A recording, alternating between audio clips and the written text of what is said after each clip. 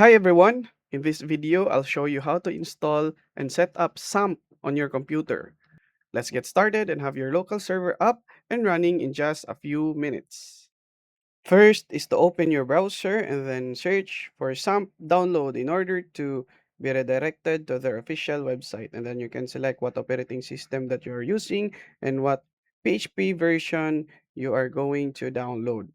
Just click the download button and then wait for the download file to appear on your screen. And then in my case, I already downloaded the installation file. So in order to start the installation process, just double click the installation file that you downloaded and then follow the installation process just like what I did here on the screen. It may take a while to finish, so just wait for it.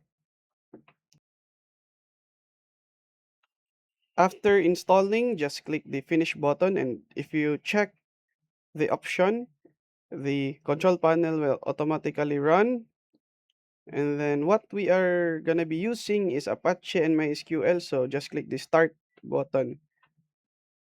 And for us to access the phpMyAdmin, we can just click the admin button beside the start button.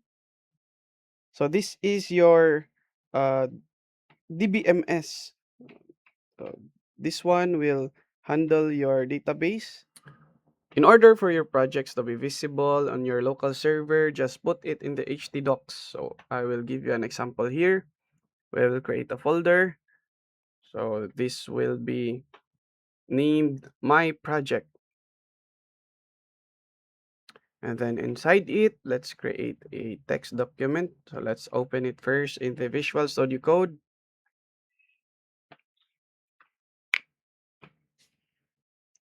Then let's create a test file that has the file type of .html.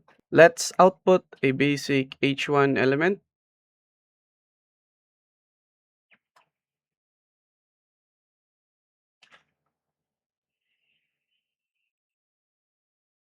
And then for review, if you have a project, just put it inside the htdocs so that we will be able to access it inside our local server.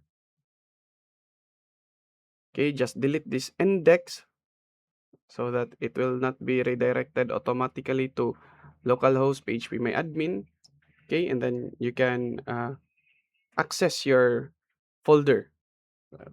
As an example, my project is a folder and then the test.html is the file.